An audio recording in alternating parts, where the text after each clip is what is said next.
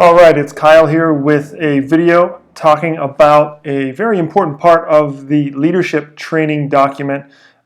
You will be expected to practice this throughout your time here, so it's important you learn about it, it's important you practice it. Nobody perfects it, it's all a work in progress for all of us, but you want to tune in and take notes because it's really important. Okay, so I like this little chart. It's a simple but profound chart that these little flowcharts are a lot of fun sometimes to think of things rationally, and if you follow the chart, it's pretty funny. Do you have a problem in your life? No. Then don't worry. Do you have a problem in your life? Yes. Can you do something about it? No. Then don't worry about it because it's out of your control. Can you do something about it? Yes.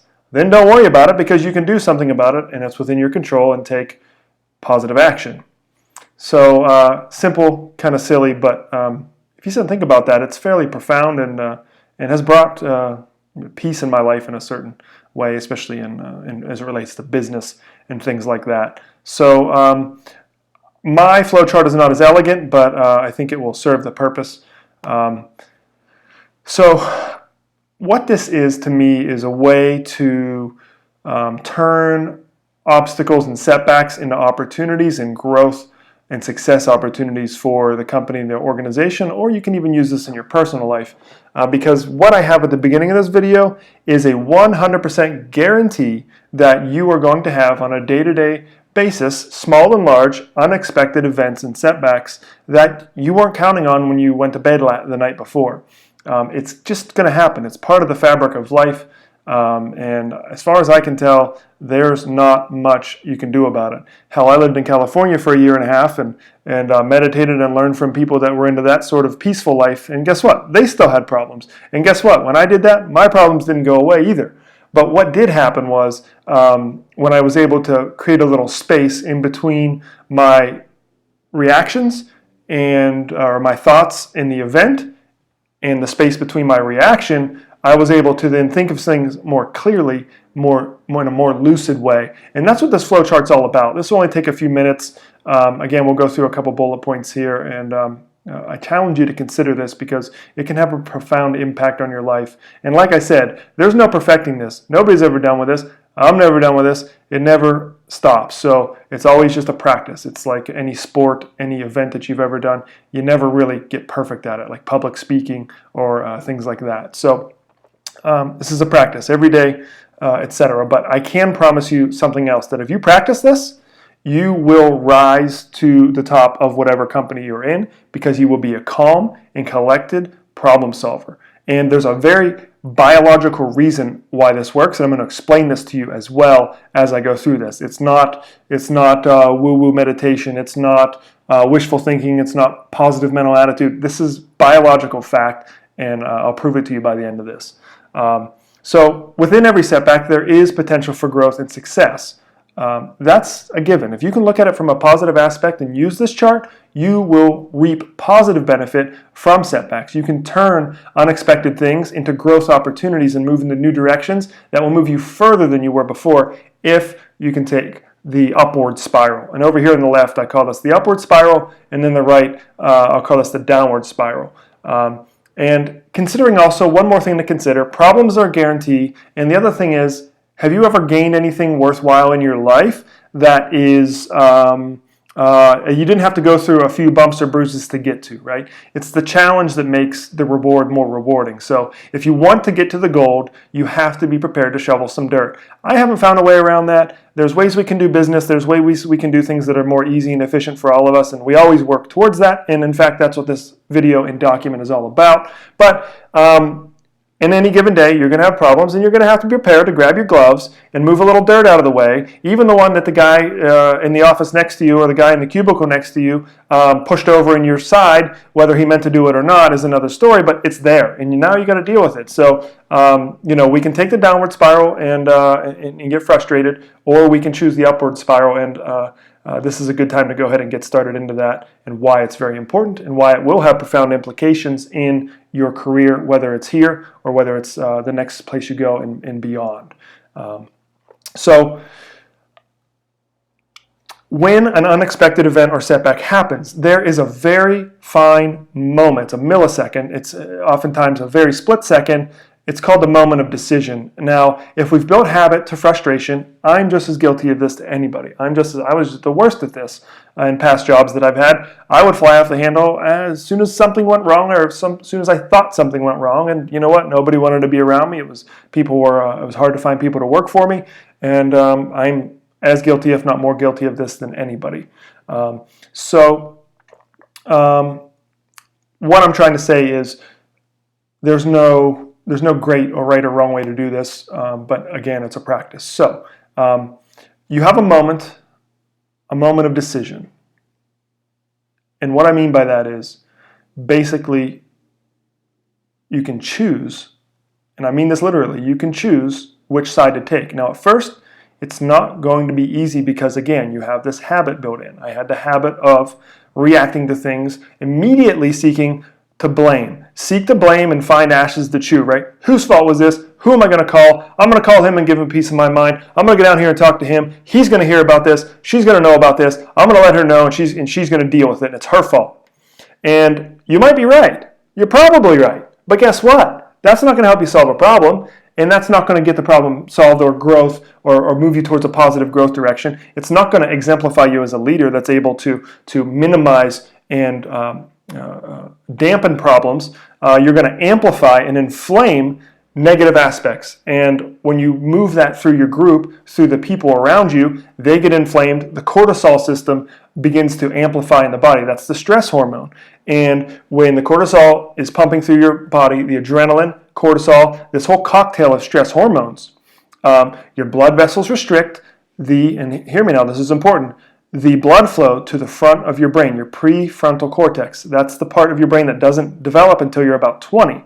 And when you're about 20 and beyond, you begin to think like an adult, think more rationally, plan 3, 4, 5, 6, 7 steps ahead. And when you're in the stress format, you lose access to the prefrontal cortex. If you've worked with me for a while, you have probably heard me say, hey, go for a walk, put this down for a little bit, go take a break. We'll come back to this in a minute. Even though in that moment it seems like that problem needs to be solved within the next 60 seconds, within the next 15 minutes, I would bet you almost never is that problem needed to be solved in the next 15 minutes. Ever. Almost ever. Unless somebody's life is in danger, and you can almost always remove yourself from a situation if somebody's hot or bothered or angry. You can always step away. If you work for me, you're always encouraged to step away from a tense situation, to give it space.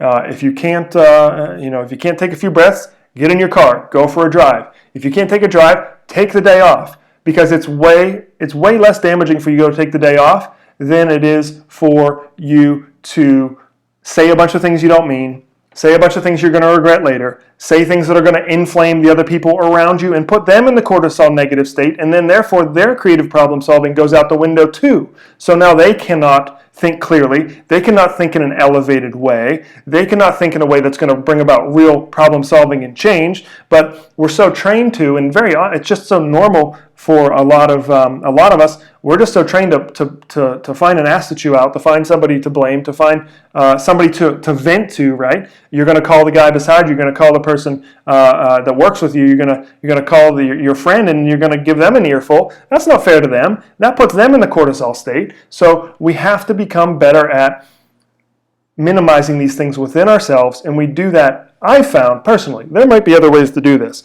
but I found personally that putting a little space, even a couple deep breaths, hold your breath, count to 10. That can do incredible things. That's 10 to 15 seconds that I know you can afford to do. Remove yourself from the heated situation if there's an argument between you and somebody else. Take a few deep breaths. If you can't shake it by then, take a drive. If you can't take it by then, take half a day off. Go take a break. Take a lunch break. Do what you got to do to put space between you and the problem.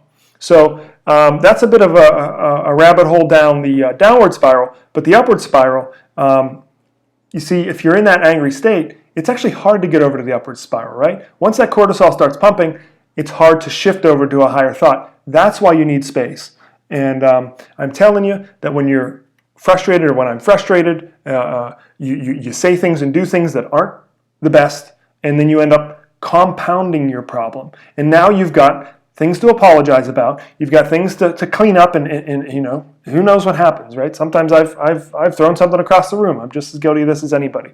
And now I got a mess to clean up. And more importantly, you've got somebody that you have to rely on every day for your for your co-working experience. You got your team members, and now they're emotionally upset. You've got an emotional rift, a wall between you and them, and that can take days and weeks and sometimes months, or sometimes it never goes away. So, words said are hard to bring back. So you have my full support to build space in between a frustrating event, an unexpected setback, or an outcome. Build space between you and your response. That's critical. And over time, this becomes a habit. You become better and better at this, and it almost happens automatically after time. And that's when you say, wow, they're just so cool, calm, and collected. I don't know how you do it. I've had people say that to me quite a bit. I don't know how you stay calm. Well, it's because I practice this. It's just like a muscle. If you don't go to the gym and work out your biceps or abs or whatever, you're not going to have abs. So it's no different than that. It takes a minute or two a day to think of this consciously. When you practice it for a month, magic starts to happen, or what seems to be magic, because your team trusts you more, your team feels closer to you, and stress is one thing, right? I mean, stress is just almost a given like anything, but when you're positively aligned, when you've got a good group and there's a challenge and you guys are all together, there's nothing you can't accomplish. So think of that upward spiral and the exponential power of that, and think about the downward spiral. It's a dead end. It leads to a net negative result. And that's why it's so critical to get on that upward spiral if you want to accomplish big things in your life. If you want to stay average and mediocre, then by all means follow the downward spiral. But I don't think that's why you're here, and I don't think that's why you're watching this video. So, the upward spiral: seek to understand and resolve. Resist the temptation to assume. It can be easy to assume the intention of another. I've been trying to call this person for 2 or 3 days. They haven't picked up the phone and called me back. They must be upset with our service, our customer service. They must have got a bad product. It's really easy, or can be really easy, to go down that negative rabbit hole of negative assumptions about all these things that may be wrong with this situation, where in fact none of that has been proven to be true. You don't really even have any proof of that being true. So be careful not to speculate in the negative. If you're going to speculate in the positive. It will put you in the upward spiral state of mind. You'll be relaxed. The front of your brain's going to work. You're going to be thinking like a rational and evolved human being, like we all want to be. And you're going to come up with more creative and more integrative solutions that will provide a better outcome to the situation as a whole. Most mistakes, and this goes back to the assumption, most mistakes by team members or by anybody else, it's almost never intentional. And again, to assume negative of somebody else is a very dangerous and very slippery slope, because that breeds tension. It breeds, I'm trying to think of the word now, but it breeds contempt. It breeds a wall, again, between you and your team. And there's no way. Show me a successful person in this world that has gotten there without a team. There's not one. You can't find a successful person. I don't care if it's a millionaire, a billionaire, somebody who's just happy in their life and enjoying themselves. They will all tell you, it's my team that makes the difference. I have a good team around me. That's how I'm successful. And I challenge you to find anybody who hasn't. And maybe they got a bunch of money hoarded up in a bank account somewhere, but you think they're happy? Usually not. So now that we've practiced the upward spiral a little bit and we have some space, we have space in our brain to find facts first and then notify the relevant parties. This is when we get into, okay, this happened. I don't quite know why. Maybe you do know why, but it doesn't really get us anywhere by assuming negative intent or malicious intent of anybody else. If that is true, that will come out in the wash and justice will be served down the road. But right now it's about getting this fire controlled. It's about getting the problem back in a positive direction. So you notify the relevant parties after you've calmed down. You're not chewing asses out. You're not calling an event to the person in the office because she always answers when you call. You're not doing that because leaders don't do that, because they understand the negative downward spiral that creates within them, and that ruins their day, and that'll ruin the other 2 people onto theirs day. And as you see, it goes right downhill, and before long, the whole brain of the organization freezes, and we lose a day of work for everybody, instead of you just going out for a day, going for a walk in the park, taking a breath, going to do your favorite activity, whatever that happens to be. Go to yoga for an hour. You have my permission to do that because I know it's an investment in our team. When even myself, if I disappear for an hour, you know where I am. I'm going out to get the space that I need for the creative problem solving. Go for a walk in the woods. There's I think of my best ideas when I'm out on a walk in a trail. And, that's just, I feel alive. I feel the oxygen is more. I can breathe better, all those things. And that's the leverage. And you know what? It's nice to go out in the middle of the day for a walk too. So, again, mistakes are almost never intentional. Resist the temptation to assume. And you do that by seeking to understand and resolve the problem. Is chewing asses out and solving the problem? No. It's creating more cortisol, more negative downward spiral. Take action on what you can and drop it. That's the next thing. Take action, drop it. Emotionally drop it. If it's in your body, it's going to be creating more cortisol, more negative downward spiral, a negative ripple effect and feedback loop within your team and yourself, most importantly. You'll poison your own well. They say spite is like drinking the poison and hoping the other person dies, right? So you don't want to poison your own well. You don't want to poison your team. And you know this on the big level. As you're sitting here, you know this. We all know this. But when we get faced with a moment that's frustrating, does it follow suit? So I don't want to make this too long. Let's go ahead and wrap this up. But the next thing, again, there's spaces in between each one of these actions. After you drop it, leave some space. Go for another walk. If you can't leave your desk or office, move to another task. Do something that's a little more enjoyable, something you enjoy doing, something that's a little bit less stressful or straining for you than something that's hot and aggravated, this red-hot minute. And then with that space, you can then set about creating a constructive solution. If the problem is persistent, we can set up a meeting with the relevant people, and we can discuss future systems and how to do this and prevent the incident in the future. And that's going to give you a net positive result. That's going to see you going past your previous coworkers, and that's going to see you're going to become like a magician in overcoming negative problems. So many times in business, we come across a wall, right? We hit a wall. I don't know how we're going to overcome this. That's what we say. We say, this is such a big problem. This is such an issue. We're stuck. What do we do? You know what most people do? They run and hide. They quit. They blame. They build all sorts of negativity, which only reinforces and becomes a self-fulfilling prophecy. But if you give it space, look for the positive aspects. How can we resolve this? Or how can we move around this? If you come across the brick wall, sometimes it's not good to hammer your way and chew your way through it. Sometimes you got to go up. Sometimes you got to go around. Sometimes you got to dig down. There's all kinds of ways to do it, and there's almost never an end to it. So you can always find a better way through it. And a lot of times you're going to come out wealthier, stronger, healthier for it. So I can't think of a better way to spend my time other than learning leadership aspects like this. This is a result of books that I read, things I practiced and lived, and of course have seen the results in my own life. And you got to be careful of that bias when you're in a state of anger and you're looking for people to blame. Fact-finding from a place of anger will skew your perception and build accusations between team members, but it's not based on fact. There's very few facts out there. That's the thing. You hear a lot about facts, right? Well, these are the facts. Is it really? I think in most experiences that I have, if you drill down about a level or two, there are very few facts out there. We know we're on a planet that's spinning around. Some people are arguing whether the Earth is round or flat. I don't really get into that, but as you can see, anything can be argued, right? Is the Earth round? Is it flat? Really? Is that really an argument? But guess what? It's all over the internet. People argue about it all the time. So facts are sparse. So don't get too stuck on problem X, Y, or Z, and these are the facts, and this is what I'm going to do about it. And somebody should write a law, and there should be a council about this. That's all the other way away from progress. You pivot quickly. Okay, here's the issue. This shipment was late. It didn't come in when they said it was going to come in. Do we chew the ass out of the people that said it was going to come in? Maybe. Do we have a meeting with their higher ups and say, why wasn't this shipped? Probably a few days down the road. But immediately, we don't go into auditing the processes and finding out who to blame and who's on the negative list. That doesn't really do anything. Okay, where does the ball sit?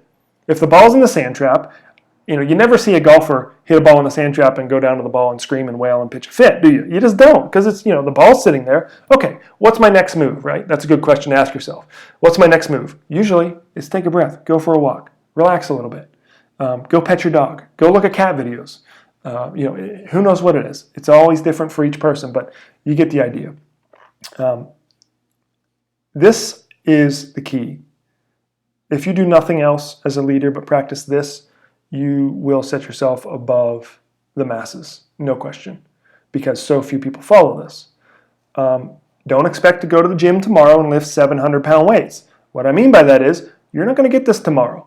But what you can do tomorrow is if you get a frustrating situation, you can immediately put space in between it. Go for a walk. Send a text out to your team, hey, I got to go for a walk and take a breath. I'll see you in an hour.